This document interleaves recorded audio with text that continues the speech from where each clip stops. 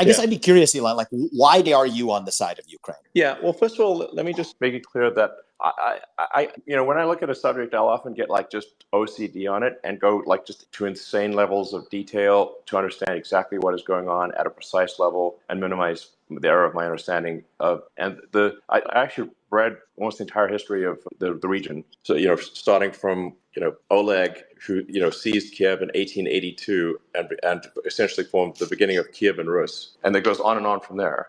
I think it was Catherine the Great in like 1893 tried to force all of Ukraine to speak Russian. There's so much back and forth. Like the grudge list is so long that if it would take hours to just even summarize the grudge list. So the thing is that people in Ukraine and Russia can find a million reasons to hate the other side if you just look at the history. So this is why the Christian principle of turn the other cheek is a very wise one, because if you do not ultimately forgive your enemy, you're stuck in a cycle of retribution forever. And so even though your enemy they might have done really bad things, if you keep wanting to get revenge back and back and forth, an eye for an eye, eventually everyone's blind. So that's why there has to be forgiveness and there has to be some realism. And we need to also look at Ukraine and Russia not as Russia is pure devil and Ukraine is pure angel.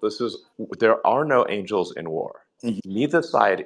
There have been terrible things done by both sides, of course. Now, on balance, I think obviously I support Ukraine, but I think there's we have to be realistic about what's going forward, and we as we speak, the flower of Ukrainian youth is dying in trenches. So there better be a damn good reason for that. It actually needs to matter. Why are these boys dying? And that's a good question we haven't ourselves answered. And to the point about forgiveness, Elon, and I thought it was actually beautifully just said about the endless list of grievances. It's very complicated and depends on where you start the plot and where you end the plot, depending on what you see, is the U.S. So the thing that bothers the heck out of me is that I think it was in April of the first year of the war, in April of 2022, Zelensky was ready to come to the table for peace negotiations. And Boris Johnson, because he was facing his own, Partygate thing, appeared to want to deflect attention from that and shows up. And then the U.S. convinces Zelensky to fight on by saying, no, we're going to arm you. And I think that was actually the real mistake, because I don't think that Putin's goal so much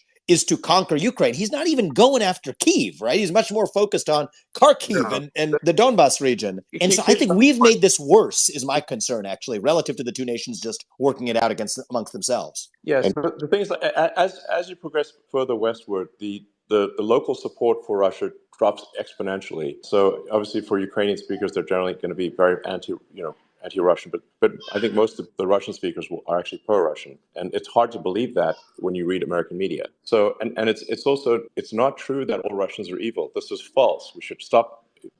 And we should we should be also sad that there are Russian boys dying in those trenches, not just that there are Ukrainian boys, because do they want to actually be there either? Why are these young men dying because of disagreements among old men? Why? And there's in entrenched warfare where only a few miles are exchanged. At what price? How many lives per mile ultimately is it worth?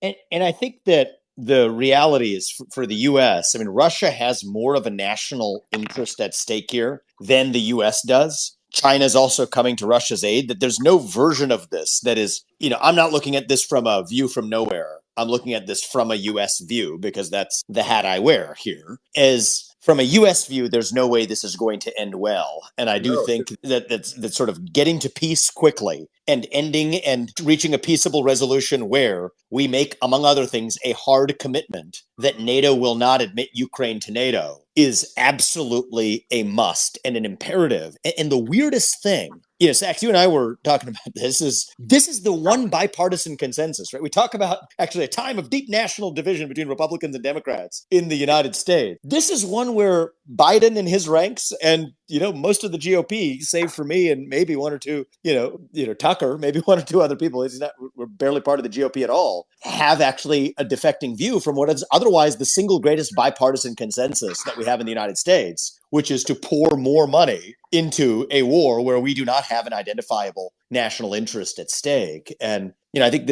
one of the things about studying history, and I I appreciate, Elon, that you talked about the fact that you bothered to study the history. It's a good Yeah, well, example for other people is you realize that this story doesn't end well, even if you study the recent history of the United States.